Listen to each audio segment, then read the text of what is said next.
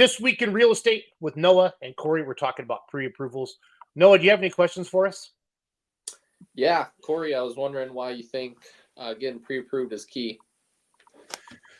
Yeah, so I know that, Noah, you and I work with buyers a lot, and this pre-approval question comes up. I know sometimes that there's, buyers that want to start looking at homes when they call us as agents. Obviously, they're wanting to look at homes, and we don't want to just put the roadblock right in front of them, as some people think, but definitely, I certainly feel after working with buyers after all these years that it's really important for them to get pre-approved, prior to going out with us as agents and looking at homes.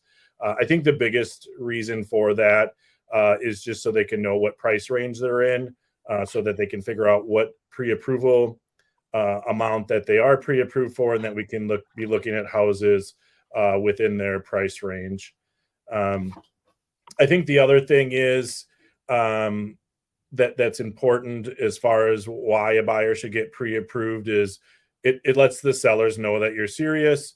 The last few years have certainly been a competitive market, and sellers aren't even going to look at offers if a buyer's not pre-approved.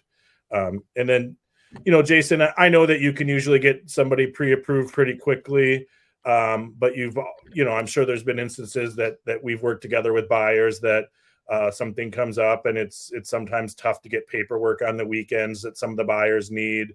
So I think that's the other aspect that we need to pay attention to, instead of going out, a buyer finding a home they want, saying, okay, I want to make an offer, let's get pre-approved. There might be some things that come up that a buyer has to be able to deal with before you can move forward issuing them a pre-approval. Yeah, my dream scenario was that every buyer would be pre-approved before they even start looking at houses, because of you avoid that disappointment. You think you're good to go, and something pops up, or you think you can afford this, but you can't because you have your debt to income ratio is too high. So that's really why I like a pre-approval. It really it avoids disappointment. Like, oh crap, I can't afford a $500,000 house. I can only afford a $350,000 house. I think it sets expectations right out of the gate. And then secondly, you know what kind of money you're going to need down. You're going to know, you're going to feel better. You're going to know going into that house that I can afford this, and I'm comfortable with this down payment, or I'm comfortable with this thing. It just makes you feel good all the way around, Corey and Noah. Mm-hmm.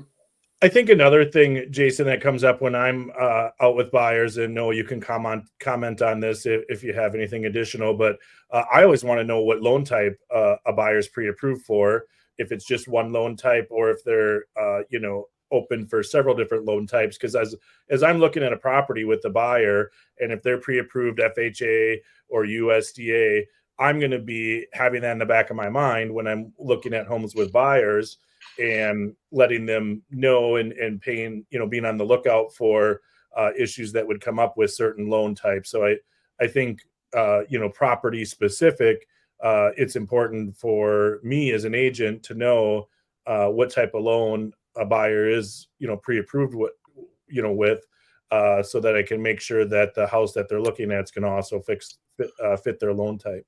What, as a lender, I want my agent to be informed as well. Like, I'm proud that I can do all the government programs like FHA, USDA, and VA, but those houses don't, they can't have any peeling paint. They can't really we can't be looking at fixer-uppers or with homes with those loan programs. So you don't want to waste your time. And if you have but Corey and Noah, I know we've worked together, and you've had sellers say, yeah, I'll go paint that. I'll go paint the bedroom, or I'll fix the paint on that door. And then some people say, no, it's as is. So I think, like you said, Corey, that's really, really, really important so you're not disappointed. Like, oh, wow, I really like this house. Because a lot of people like to fix up their own things, right? A little sweat equity. And that's ingrained in our head because of all these TV shows. But if you only qualify for an FHA loan because maybe your credit score is a little lower, that's okay.